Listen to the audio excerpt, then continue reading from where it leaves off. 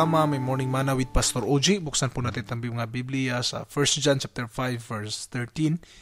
These things I have written to you who believe in the name of the Son of God, that you may know that you have eternal life. My topic for this morning is that you may know. Kailan ba natin malalaman na tayo ligtas? Sabi ng Biblia, you may know. When you believe, that is the time that you will know. But the question is, paano yung mga taong hindi nakakaalam nito? Of course, walang kaligtasan mangyayari sa kanila. We don't have just to go to presumption na iniisip by good works ako naliligtas. Hindi, it's by faith, no? And you will know that. Sabi nila, hindi naman talaga tayo sure kung mailigtas ba tayo, hindi. Yun ang sabi nila. Pero ang sabi ng Bible, we can know that we are saved. We can't be good enough. We can never do enough good things.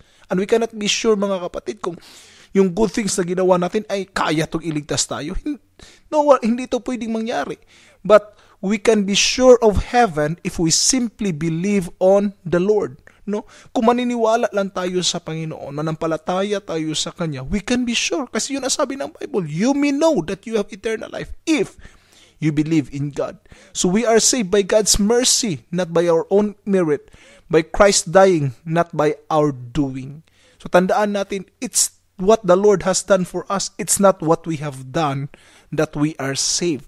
Therefore, we have to stick to believe on God, to trust in Him that He has saved us. Kung ano mang kasalanan meron tayo, let's come to Him and ask the Lord for forgiveness, and He will forgive our sins and give us another chance to live this life that He has given us. And eternal life is sure for us. God bless po at magandang umaga.